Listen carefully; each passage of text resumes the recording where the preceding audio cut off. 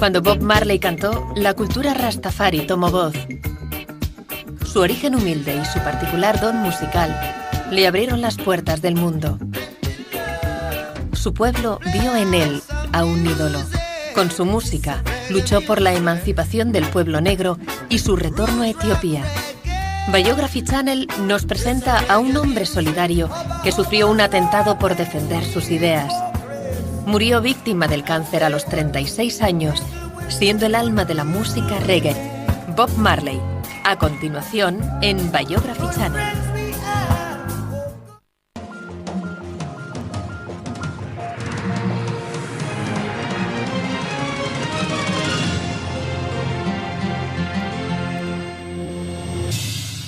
Bob Marley.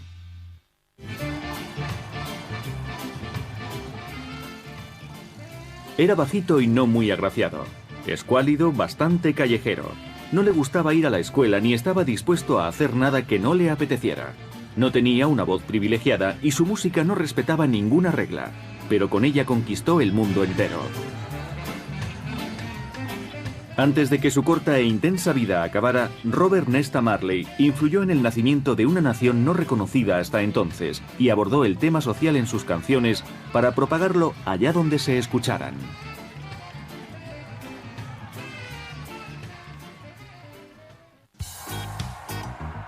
Nunca ha habido un acontecimiento tan recordado en Jamaica como aquel concierto Sonrisa de Jamaica que tuvo lugar en Kingston en julio de 1978. La estrella de la velada, el venerado músico, cantante y compositor Bob Marley, actuó soportando un intenso dolor. Tan solo unos días antes, había recibido un disparo en el pecho y otro en un brazo en un intento de asesinato perpetrado contra él y su familia en su hogar. Decidió actuar porque los dirigentes del partido político gobernante se lo habían pedido. Según el primer ministro Michael Manley, solo Bob Marley podía aliviar al país de sus tensiones. La isla se acercaba poco a poco a la anarquía, con campañas electorales amenazadas por el terrorismo, palizas y robos.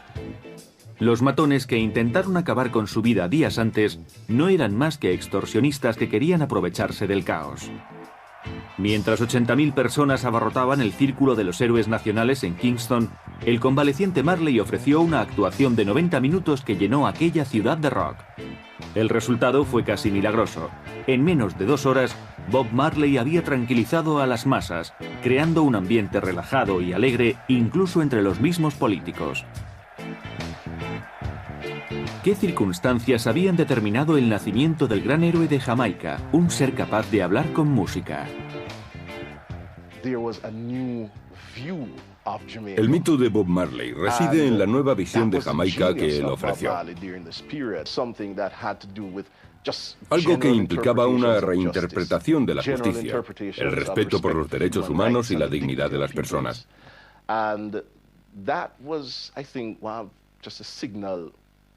Y yo creo que ese es uno de los muchos aspectos de la magia de Bob. Y esa capacidad increíble que tenía para llegar a la gente y para representar aquello en lo que creía. Estoy seguro de que en la India hay gente que no conoce a Elvis Presley o a los Beatles, pero Bob Marley ha actuado en África, en Camboya, en todas partes, y gracias a él todo el mundo miró hacia Jamaica. Comprender aquella Jamaica en la que nació el 6 de febrero de 1945 es entender a Bob Marley. La bella isla caribeña no ofrecía ninguna oportunidad a los descendientes de esclavos que fueron comprados tan solo para trabajar en las plantaciones de azúcar. La esclavitud había desaparecido, pero los colonizadores británicos seguían estando en la cúspide de la escala social. El matrimonio interracial de los padres de Bob no era algo inusual, pero sí lo era la mezcla de clases. Su madre, Sedelia, negra y pobre, dio luz a Bob sin estar casada. El padre, Norval Marley, era un administrador británico blanco bastante mayor que ella. Al fin se casaron para dar legitimidad a su hijo, pero acabaron separándose. El pequeño Bob demostró ser un buen estudiante en varias escuelas públicas, pero solía estar callado y circunspecto. Había sin duda mucho en qué pensar. En Kingston, en el gueto, estabas aislado del resto del mundo. El gobierno no quería saber nada de ti, ni tampoco la gente de clase media. Nadie se preocupaba por ti. Estabas completamente marginado. En Jamaica dicen, lejos de muchos, uno. Pero por desgracia era todo lo contrario, porque lejos de muchos había otros muchos. Y cuanto más oscura fuera tu piel, más repudiado eras. Pero lo que Bob siempre tenía a su alcance mientras recorría el barrio de Kingston era la música. Estaba en todas partes, llenándolo todo de vida, y en un estado permanente de transformación debido al gran sentido rítmico de los jamaicanos. Había un estilo de música indígena llamado lento, similar al calipso. El calipso era también famoso en Trinidad. Luego estaba el merengue de Haití, que también era popular, y se tocaba en el llamado Sound System de comienzos de los 50. Había una gran variedad de estilos musicales.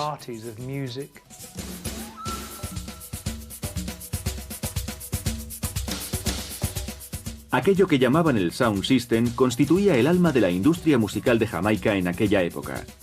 En un país con pocas emisoras y menos estaciones de radio, los pinchadiscos profesionales cargaban grandes baffles en camionetas y hacían giras por la isla emitiendo música en las calles y cobrando unas monedas a los oyentes. Para jóvenes músicos como Marley, era la única salida posible. Clement Seymour Dodd, llamado Sir Coxsone Downbeat, era el rey de aquel negocio. Era un honor grabar un álbum para él a cambio de unos dólares para que este fuera pinchado y escuchado por toda Jamaica. El joven Bob Marley solía aprovechar su voz, heredada de su madre, para sacarle algún dinero a los vendedores de canciones. Aquel sistema era como una máquina de hacer música. Todos los artistas eran empleados por días. No había derechos de autor.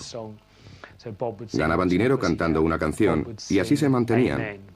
Bob cantaba What's New Pussycat, Amen, This Train. Cantaba canciones espirituales y canciones pop inglesas o americanas. No era el mejor cantante del mundo. Tampoco tenía un gran talento, pero sentía una gran pasión por lo que hacía y aprendía de aquellos que le rodeaban. Allá donde iba, absorbía, practicaba y aprendía. Norville Bunny Livingston y Peter McIntosh eran dos de los amigos más antiguos de Bob y se convirtieron en sus más importantes colaboradores durante su juventud. Consiguieron actuar en programas cazatalentos emitidos en las dos emisoras de radio que había en Jamaica. El estilo de su elección era una mezcla entre mento y rhythm and blues llamado ska, un blues de alta calidad con acento en el segundo y el cuarto tiempo, seguido de un poco de afterbeat. Marley pronto se hizo un experto en garabatear letras de canciones en trozos de papel. A esas alturas, Dodd ya estaba grabando sus propios discos ragtag en un estudio llamado Coxsone's Music City. Bob y Bunny Livingston pagaron 3 libras por grabar una maqueta de 2 canciones, You'd Not y Do You Still Love Me, y luego se la vendieron. Coxsone la comercializó y consiguió 20 libras y 2 discos, reproducciones gratuitas para los creadores. Bob hubiera deseado conocer a alguien que tuviera un fonógrafo. No obstante, el joven cantante y compositor había obtenido su primer éxito en la industria musical. El niño pobre estaba emprendiendo el camino hacia un futuro inimaginable para cualquiera menos para él.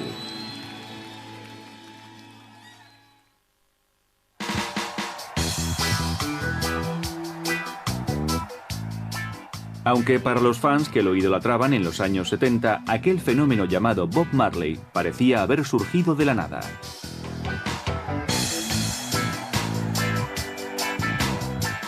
Pero una mirada hacia su pasado revela un camino largo y tortuoso, lleno de sufrimiento pero tocado por la fortuna. Uno de esos golpes de suerte se llamaba Joe Hicks, que conoció a Bob a comienzos de los 60. Hicks era cantante y compositor y vivía en una barriada de Kingston llamada Trainstone.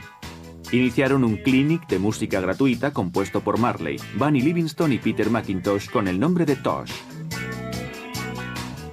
Joe insistió en que compusieran su propia música para tocarla en reuniones improvisadas llamadas Jam Sessions.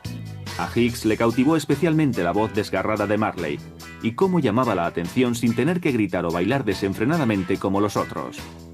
Finalmente el grupo se llamó The Wailing Wailers, algo así como los gemidores gimiendo, una alusión irónica a sus orígenes más humildes. Joe Hicks fue como un padre y un consejero para los Wailers, ya que había sido un cantante de cierto éxito y sabía lo que era grabar un disco. De alguna forma los acogió y les aconsejó sobre el canto, la composición, la puesta en escena. Enseñó a Bob cosas sobre la guitarra y él se lo tomó muy en serio desde el principio. Estaba muy entregado, como si se sintiera llamado para cumplir una misión. Se pasaba horas sentado en el suelo de la cocina tocando la guitarra, aprendiendo acordes hasta altas horas de la madrugada, y se quedaba dormido con la guitarra en las manos. Marley y los Wailers, con su equipo de colaboradores, pronto empezaron a ganar fama en el mundo de la música de Trench Town. Conocieron a Coxsone Dodd, que se convirtió en su representante. Obtuvo los derechos exclusivos para vender sus discos y les pagó la considerable cantidad de $20 por cada tema grabado. Incluso les concedió un adelanto con el que se compraron ropa para actuar. Cuando Jamaica se independizó finalmente de Inglaterra en 1962, los Wailers estaban en lo más alto de la escena musical. Marley se había convertido en un héroe local y las chicas del barrio empezaban a mirarle con buenos ojos. En la calle Primera era donde solía verse a Bob Marley antes de hacerse famoso y establecerse como músico. Esta es la plaza donde solía sentarse a componer su música. Aquí se sentaba junto a George y Tosh, y aquí conoció a Rita. La guapa Rita Anderson, hija de un carpintero, entendía de música y era madre soltera. Le gustaba el pensativo Bob Marley y se aseguró de cruzarse en su camino. Se hicieron primero buenos amigos y en 1966 se convirtieron en marido y mujer. La increíble cantidad de hijos que tuvo Marley, 22 tanto dentro como fuera del matrimonio, no fue un impedimento para aquella larga y tolerante relación. Marley comenzó a apreciar un cambio en la actitud y la música de los jamaicanos. Las letras y la música de las canciones populares habían pasado de la dulzura original a convertirse en himnos rudos influenciados por la clase baja de Kingston. Había una lucha oficial contra la llamada música del chico grosero, pero dicha música vendía y a Bob le atraía cada vez más. Los Wailers acabaron por adoptarla. Muchas de las actitudes propuestas por aquella música Rude Boy venía del creciente apego de los jamaicanos al movimiento Rasta, una religión propia de la isla. Los Rastafaris veneraban al emperador Haile Selassie de Etiopía, también llamado Rastafari, como si fuese un dios que llevaría a los negros oprimidos de regreso a África, la tierra de sus orígenes. Marley poco a poco se dejó llevar por aquella influencia. Era una religión muy atractiva porque hablaba de gente negra. Para el arte copto etíope, las historias de la Biblia eran protagonizadas por personas de raza negra. Bob acabó por unirse al movimiento Rasta, que consideraba a la marihuana como una hierba de la sabiduría, pues había brotado de la tumba de Salomón, y que citaba pasajes de la Biblia en los que los hombres tenían el cabello y la barba largos. Los Rastas llevan barbas descuidadas y largas trenzas llamadas dreadlocks o rastas. Marley adoptó la estética, la actitud, la religión y sus poderosos principios, y sobre todo su música, llamada reggae, que Bob haría suya.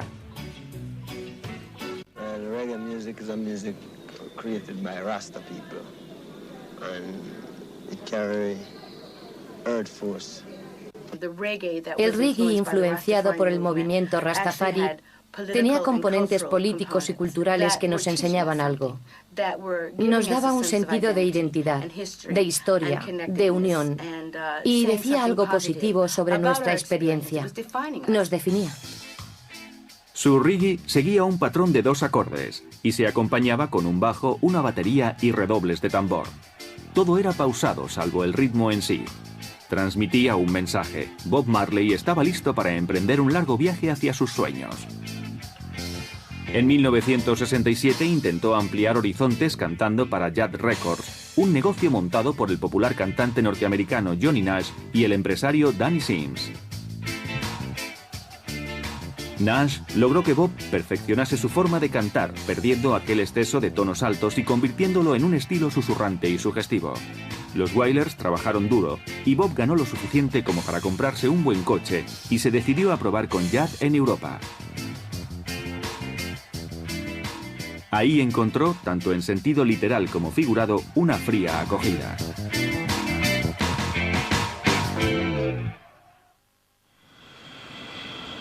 Bob Marley aterrizó en Europa en 1971, pero el viejo continente fue ingrato con él y los Wailers.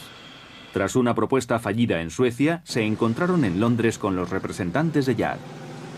Jad quería lanzar a Bob Marley. Vino a Londres, pero solo tocó en clubes pequeños. No iba a verle mucha gente. Vivió en barrios baratos de Londres y se relacionó con miembros de la comunidad jamaicana que habitaban allí por aquel entonces. Las cosas empeoraron cuando Bob supo una mañana que Nash y Sims habían regresado a América sin ellos, dejando a los Wailers sin un céntimo en la fría y húmeda Inglaterra, un clima insufrible para Marley. El tiempo era completamente opuesto a lo que estaban acostumbrados. Y supongo que no era agradable salir así de gira. Incluso hoy en día no lo es. Pero especialmente no lo sería para ellos que venían de un clima como el jamaicano, donde siempre hace calor. Y uno no pasa frío antes, durante y después de una actuación. Bob, desesperado, recordó el nombre de Chris Blackwell, un empresario anglo-jamaicano que dirigía el sello Island Records en Londres y que había publicado algunos discos de los Wailers en el pasado. Por suerte, Blackwell comenzaba en aquel momento a valorar el potencial del ritmo jamaicano en el Reino Unido, tanto para los locales como para las ventas. Vio en los Wailers al grupo que produciría aquel nuevo sonido para él, sobre todo con el nuevo colaborador que Bob había fichado, Aston Family Man Barrett, un músico dinámico y lleno de magia. En Jamaica, a finales de los 60, la música nos unía.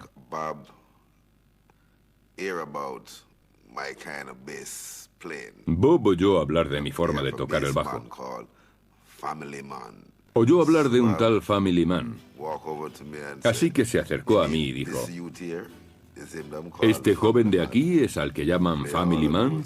¿Quien toca el bajo como he oído? Le contesté que sí.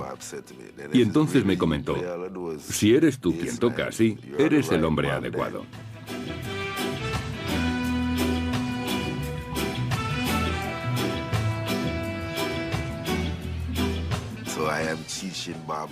Así que yo enseñaba a Bob a tocar la guitarra. Le enseñé más acordes.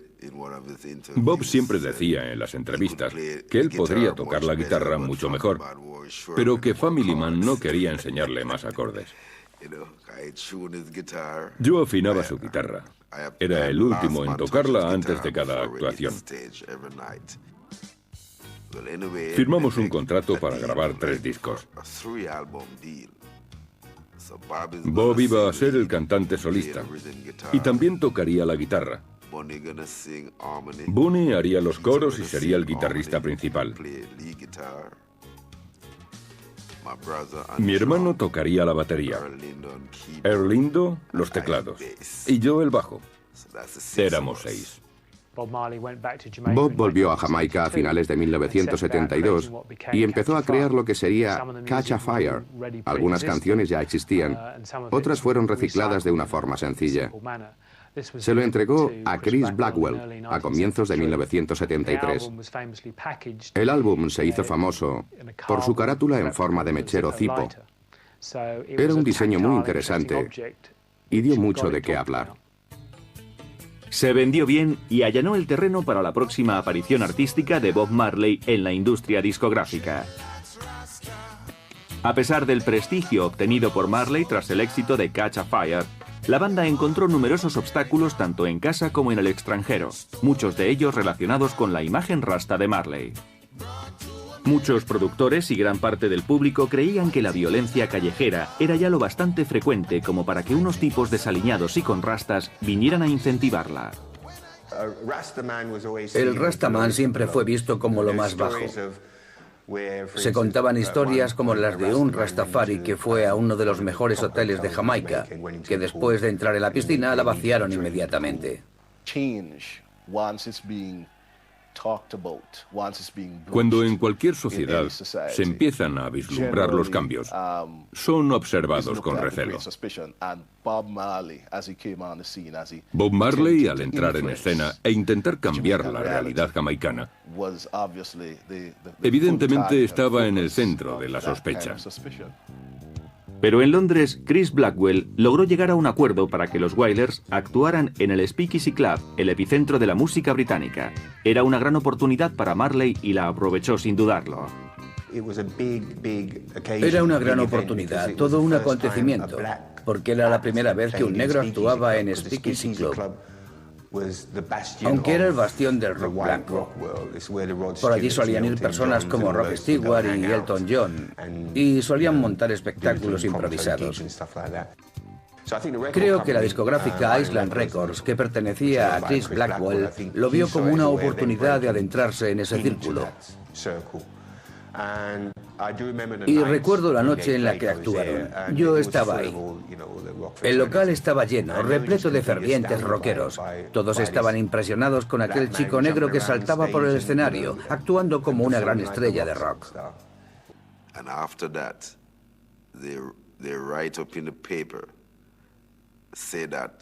En los periódicos dijeron que después de nuestra primera canción, la gente quedó hechizada, que aquello fue algo mágico.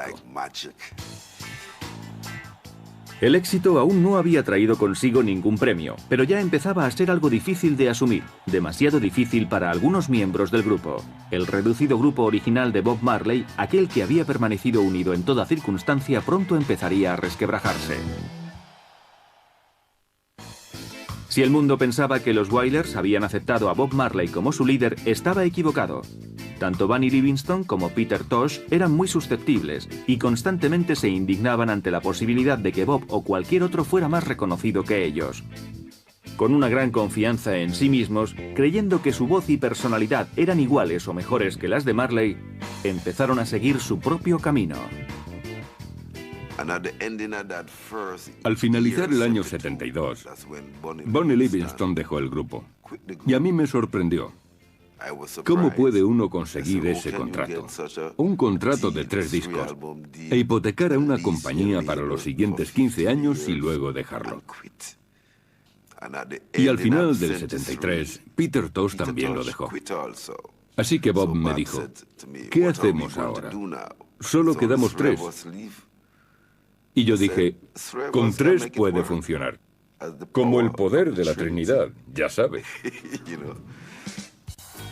Desde los comienzos de los Wailers, cualquier alusión al liderazgo quedaba fuera de la idiosincrasia de la banda, pero tras la salida de Bunny y Tosh, se hizo patente en el nuevo nombre, Bob Marley and the Wailers.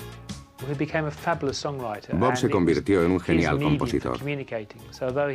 Era su forma de comunicarse. Así que a pesar de no tener un talento musical, como el de, por ejemplo, Stevie Wonder, sí que tenía un deseo de comunicar su experiencia y hablar de sus raíces. De pronto, el grupo de Marley, que había luchado siempre por crear una música exclusiva, se vio desbordado por las exigencias de unos aficionados cada vez más numerosos.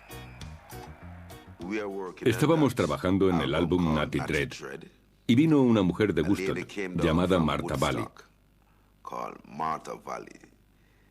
Nos dijo que había soñado con un disco llamado Escape Out of Babylon y nosotros debíamos producirlo para ella.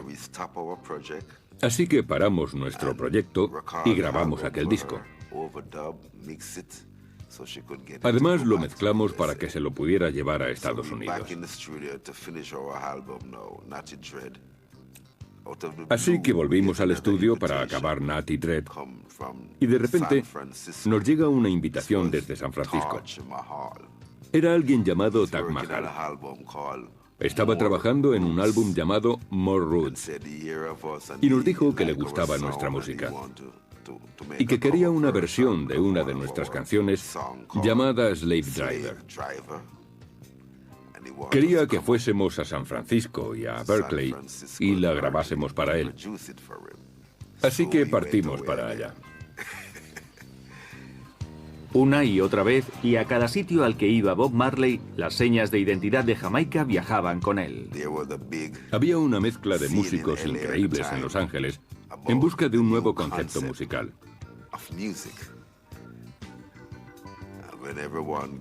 Y cuando empezó a consolidarse, se convirtió en el drum and bass. En la música norteamericana empezó a mezclarse aquel fuerte drum and bass, acercándose al dub jamaicano. Pero aquella experiencia estadounidense no se tradujo en dólares. Marley no dejaba de preguntarse por qué no lograba dar con el gusto artístico y comercial del público norteamericano. No podía triunfar en Estados Unidos. A la norteamericana negra nunca le gustó Bob durante aquella época porque ellos ya habían tenido su propia revolución en los 60. Y esta nueva ola parecía querer desprestigiarla. Ellos se preguntaban qué era todo aquello y no querían saber nada de él. Aquellos fueron tiempos difíciles. Nosotros no oíamos a Bob Marley. No lo ponían en nuestras emisoras. No era un personaje accesible para nosotros cuando llegó a Estados Unidos. Tardó en llegarnos el mensaje del reggae, lo que era, lo que significaba la palabra rasta o lo que decía ese tal Bob Marley. Y en aquel momento estábamos tan faltos de educación como pueblo sobre quiénes éramos, que cualquier cosa proveniente de Jamaica o de otros lugares, o incluso de la propia África, nos resultaba ajena. Me gustaría que la gente ampliara su visión de Bob Marley, que comprendiera que trabajó durante muchos años. La fama mundial le llegó a los 30 y no la pudo disfrutar mucho. Bob Marley y los Wailers tendrían que conformarse con Inglaterra y Jamaica para disponer de un mercado potencial. Su evolución siempre pareció más lenta y difícil de lo que merecía el enorme talento de Bob. Tendría que aumentar el ritmo de trabajo, pero esta vez se avecinaban tiempos duros. Si hubo un momento en que la imagen rasta de Bob Marley había frenado el éxito de los Wailers, esto cambió durante los disturbios que tuvieron lugar en Londres a mediados de los 70, donde esa imagen ayudaría a catapultarle a la fama. En Inglaterra, a mediados de los 70, hubo disturbios en Notting Hill. En la comunidad negra, sobre todo entre la jamaicana, que hasta ese momento había estado callada. Una nueva generación se estaba abriendo paso. No pensaban tolerar los carteles que se veían por Londres. Fuera negros, irlandeses y perros. Así que salieron a luchar. Gran parte de la riqueza británica venía de la esclavitud. Así que estaban sucediendo muchas cosas en la sociedad inglesa, lo que sin duda benefició a la popularidad de Bob. Había una necesidad radical de cambio y este tenía que producirse a escala global. En este ambiente tan tenso, Marley programó un concierto en el Teatro Lyceum con el que borraría prejuicios del pasado acerca de la música y las letras rasta, olvidando lo que en otras ocasiones habían dicho de él. El sitio estaba abarrotado, completamente a rebosar. Tanto era así que incluso llovió, literalmente, bajo techo. El calor provocado por la aglomeración se evaporó, se densificó en el techo y luego cayó en forma de gotas de agua. Fue algo increíble. Incluso había gente que se subía por las paredes exteriores intentando entrar, porque todos querían ver al único Bob Marley. Cuando salieron, sabían que habían sido testigos del comienzo de una nueva era musical.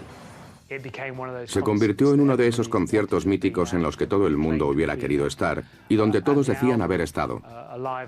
Y el disco, un álbum en vivo, fue publicado poco después. Fue un éxito relativo de ventas. Consiguió venderse bastante mejor que los anteriores.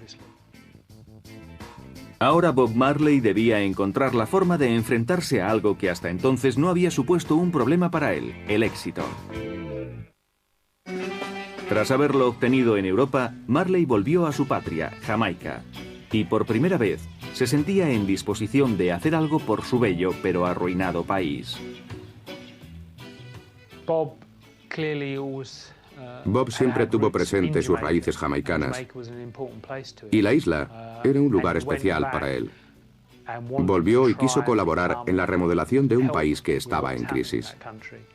La presencia de Bob transmitía la sensación de que todo era posible. De pronto en Jamaica todos aquellos chicos de los barrios de clase alta se reunían con los rastafaris. Antes de que apareciera Bob Marley era una de las peores cosas que podían hacer. Pero de pronto ves que Bob Marley se ha comprado una casa al lado de la del primer ministro jamaicano y que no pasa nada. Y los pobres piensan que cualquiera de ellos puede ser el siguiente. Él tenía un BMW, el primer hombre en Jamaica en tener uno.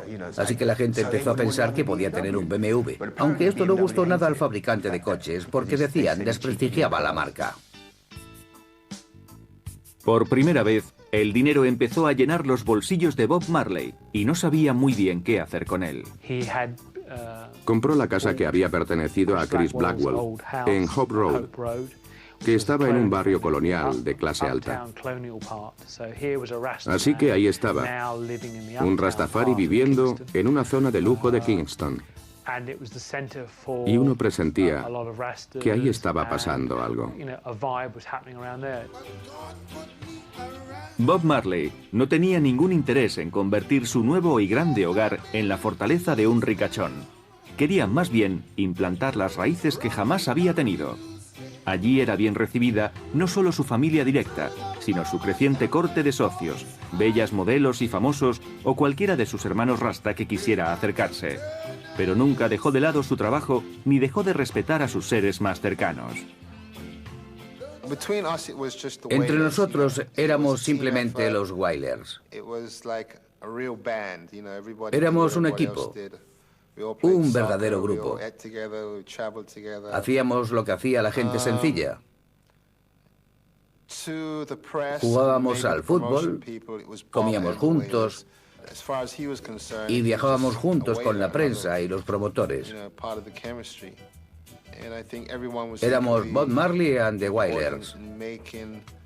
Él se consideraba un Wailer más, parte del equipo, y creo que todos éramos igualmente importantes a la hora de crear esa combinación de música y letra que tenía una base tan honda y que para muchos resultaba tan gratificante. Cuando nos reuníamos en nuestras sesiones musicales, ya se sabe, improvisando, tocando según nuestras vibraciones espirituales, y hacíamos una pequeña ofrenda fumada. Ahí es donde inventábamos esos extraños sonidos y letras. Y así es como componíamos esa música y creábamos esa forma de cantar. Bob generalmente tenía una idea, pero no la canción completa. Entrábamos con esa idea, ensayábamos, hacíamos unos cambios, volvíamos a ensayar y luego lo acabábamos en el estudio. A veces decía, no recuerdo haber escrito esta canción, no empezaba así, pero me gusta. Nuestra idea era convertir Tuff Gong en un pequeño Motown y acoger a los artistas de la calle que llevaban tiempo dando tumbos y traerlos a Tuff Gong. También acoger a otras bandas y ofrecerles la posibilidad de actuar. Dicen que media Jamaica vivía de su generosidad. Media Jamaica. Y estamos hablando de la gente que vivía en los guetos. Bob no era la clase de persona que se fíe de los contratos. Le iba más aquello del amor fraternal. Éramos hermanos. Nos manteníamos unidos y confiábamos los unos en los otros. Era más de esa filosofía rastafari. Intentaba creer en ello y practicarlo. No le daba importancia al dinero. Era curioso ver lo que hacían con el dinero. Yo fui testigo de eso con él en una gira. En sus días libres, él siempre iba a tiendas de deportes y compraba 24 pares de botas de fútbol, 24 balones, 24 espinilleras y de cosas así. Cuando volvía a Jamaica, se lo llevaba a los niños de Trenchtown. Para eso utilizaba el dinero. Pero aunque Bob viviese de forma tranquila, sus letras no lo reflejaban. Su álbum de 1974, Burning, estaba cargado de canciones protesta a favor del Black Power, como I Shot the Sheriff, Burning, Looting y la famosa Get Up, Stand Up. Mientras la policía los veía como asesinos en potencia que formaban parte de un culto y vigilaban estrechamente a los rastafaris, el mundo volvía su atención hacia el movimiento. Incluso en los Estados Unidos, un escuálido rastafari se estaba convirtiendo en la figura más conocida del tercer mundo. Era algo que no alegraba en absoluto a los dirigentes jamaicanos. Algunos rastafaris fueron introduciéndose cada vez más en la política, pero no querían explicar sus ideas y proyectos con métodos violentos. Los partidos más radicales empezaron a enfrentarse entre sí. Mientras la tensión iba en aumento, Marley intentó mantenerse al margen. Creo que pronto se dio cuenta de que lo mejor era permanecer alejado de la política. La política en Jamaica era, y sigue siendo, una actividad muy peligrosa. Pero en la portada de su nuevo lanzamiento, Uprising, aparecía un rastafari con el puño en alto y con largas trenzas, como si de un revolucionario urbano se tratase. Realmente parecía una declaración política. En la casa de Hope Road se instalaron muchos de sus amigos. Era una muchedumbre que vivía con él. Bob no sabía muy bien cómo deshacerse de ellos. Sus viejos amigos creyeron que les estaba dejando de lado porque era famoso. Además, él insistía en rodearse de bellas mujeres que frecuentaban la casa. El silencio de Rita lo decía todo, pero admitía cosas de este tipo. El hecho de que Bob se había convertido en una superestrella se confirmó cuando el idolatrado Stevie Wonder aceptó ir a Jamaica para actuar con él. Cuando los Wailers lanzaron el disco Rastaman Vibration unos meses después, Marley era ya una superestrella musical en el tercer mundo y era más conocido que Wonder. En aquel momento, cuando el mundo entero se descubría ante él, se hizo una herida en un dedo del pie con un clavo oxidado. La herida tardó en curarse y Marley, que no le gustaba ir al médico, lo dejó pasar. Aquella decisión tuvo trágicas consecuencias. La campaña electoral en la Jamaica de Bob Marley de 1976 era en realidad un enfrentamiento armado entre distintos bandos que buscaban alianzas, poder y dinero. Bob Marley se vio involucrado en aquello. Miembros violentos de uno de los partidos políticos irrumpieron en su casa.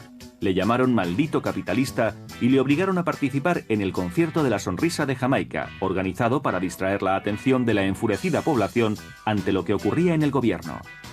Pero ese no era el único problema de Bob. Debía pagar además $2.000 a un peligroso extorsionista que se había inventado una deuda, y su actividad en el concierto le enfureció porque interfería con los pagos. Días más tarde, hombres armados entraron en la casa de Marley con la intención de matar a todos los que allí estaban. Bob fue alcanzado en el pecho y en el brazo, Rita en la cabeza. Su ayudante, Don Taylor, fue herido de gravedad tras recibir 5 disparos. Los demás, incluidos los niños, salieron ilesos del tiroteo.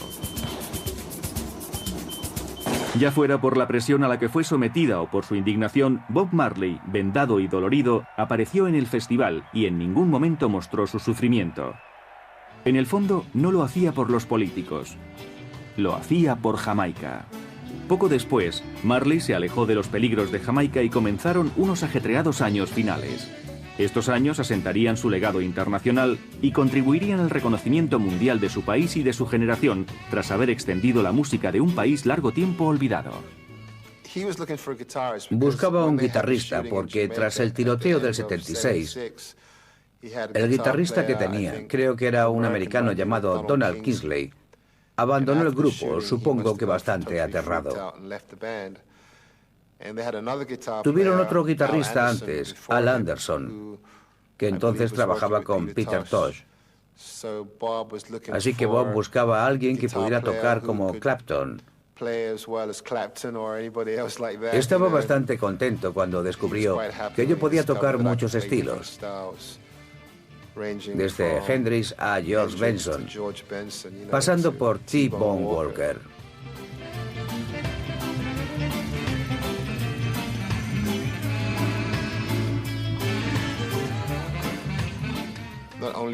No solo tenía experiencia con el reggae, también la tenía con el rock and roll. Yo era capaz de hacer que todo encajase. Conseguía que nuestra música sonase bien. A Bob le gustó mucho llevar esa influencia al reggae. 1997 fue un año importante para Bob. Fue el primer año en que realmente obtuvo éxitos importantes en las listas. Ahora se ve con otra perspectiva. Hablamos de éxitos que estaban entre los 10 primeros puestos. Exodus fue un gran éxito y su música era escuchada cada vez por más gente. Se convirtió en alguien famoso en todo el mundo. Era algo increíble para alguien que pertenecía al tercer mundo. Yo me uní al grupo en un momento en el que estaba despegando, porque Rastaman Vibration estaba entre los 10 primeros y Cash and Fire había funcionado bastante bien. Creo que Exodus era mi tema favorito y lo sigue siendo en la actualidad. Así que yo entré en un buen momento, cuando tenían presupuesto, estudio y todo un equipo detrás. También tenían una buena discográfica y buenas giras. Siempre estábamos en algún sitio. Estábamos juntos las 24 horas del día, los 7 días de la semana, de gira por el mundo. En Japón, Australia, Europa, Estados Unidos. Fue apasionante. Y el hecho de pertenecer a una banda que estaba creando una nueva forma de música moderna lo hacía todavía más excitante. No solo fue una persona que intentó cambiar las cosas en el mundo colonial, sino que se convirtió en un auténtico símbolo. Allá donde hubiera crisis o dificultades en el tercer mundo, Bob Marley aparecía y se ofrecía para mejorar las cosas. Viajó hasta Zimbabue para asistir a la ceremonia donde devolvieron las tierras a sus habitantes tras duros años de mandato colonial. El antiguo gobernante de Zimbabue, un hombre blanco, dijo que ni en 1.000.000 de años cambiarían las cosas en aquel país, pero al final lo hicieron. That I will be faithful and bear true allegiance to Zimbabwe and observe the laws of Zimbabwe. So help me God. Ese fue quizá el momento más importante de su vida, cuando fue invitado a África. Fue el único artista que no era de Zimbabue, y era una auténtica estrella. Sus canciones hablaban de cosas importantes. Él se veía como un luchador por la libertad, y en mi opinión lo era. Era un sueño revolucionario hecho realidad. Lo que hacía que estas últimas actuaciones fueran aún más increíbles era que Bob Marley se estaba muriendo. Lo que en principio era una insignificante herida del dedo del pie, al no haberse curado adecuadamente, se había convertido en un cáncer que se extendía por su cuerpo. Fue algo muy triste para nosotros, porque estábamos empezando a despuntar y nuestra música le gustaba cada vez a más gente. Todos estábamos ilusionados y muy centrados. Bob estaba creando un repertorio realmente bueno con la ayuda del grupo. Todo nos iba bien. Nadie podía prever lo que iba a ocurrir. Nadie pensó jamás que ocurriría de aquella forma. Fue un golpe inesperado cuando nos enteramos de que tenía un tumor en el cerebro y de que no duraría mucho tiempo. Iba de camino a Suiza para recoger medicamentos. Lo que recuerdo es que nos sentamos para hablar en el piso, pero no volvió a hablar con su habitual tono positivo que empleaba siempre. Finalmente se levantó, fue a otra habitación y trajo un montón de discos de oro y de platino para mostrármelos. De alguna forma sentí que me estaba preguntando si realmente había merecido la pena. Llegado a ese punto no sabía qué significado tenía todo. Entonces se sentó y empezó a tocar la guitarra. Tocó una canción que yo no conocía en aquel momento. Después supe que estaba tocando Redemption Song. Tal vez yo fui el primero en escucharla. Larga vida a Bob Marley. El médico vino un día y Bob le dijo: Doctor, dígame la verdad. Quiero que me diga toda la verdad. ¿Lo superaré? El doctor le miró y dijo: No, no lo superarás, Bob. Entonces Bob preguntó: ¿Cuántos días me quedan? Y el doctor debió decirle que unos 3 o 4 días. Entonces Bob se dirigió a todos y dijo: haced las maletas, vuelvo a Jamaica. Luchó tenazmente contra la enfermedad durante más meses de lo que nadie podía pensar. Pero finalmente, el 11 de mayo de 1981, Bob Marley murió. Solo tenía 36 años. De vuelta a Jamaica, organizaron un multitudinario funeral, con los honores que merecía para llorar su muerte. His message was a protest against injustice, a comfort to the oppressed, a search for peace, and a cry for hope. La terrible enfermedad de Bob Marley no solo causó un gran dolor y tristeza entre sus íntimos, sino también entre todos aquellos que habían colaborado con él durante su carrera y que quisieron estar junto a él hasta el final. Pero la familia de Marley no permitió que algunas personas le visitaran.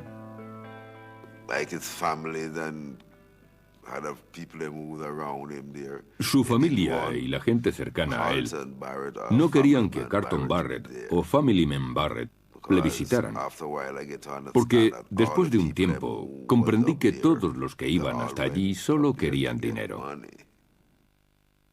Bob inclinaba la cabeza y lloraba. Quería verme, pero ellos no me dejaban acercarme a él. Hoy en día debes tener todos tus papeles en regla. Pero en aquel entonces estábamos demasiado ocupados pasándolo bien, tocando nuestra música y creyendo que todo sería fantástico. No todo el mundo piensa como Bob, así que tenemos que asumir imposiciones. Aunque Bob Marley abandonó el mundo demasiado pronto, hace ya un cuarto de siglo, su alma y su mensaje han seguido latiendo y siguen siendo escuchadas por millones de personas mediante el hipnótico ritmo del reggae que le hizo inmortal.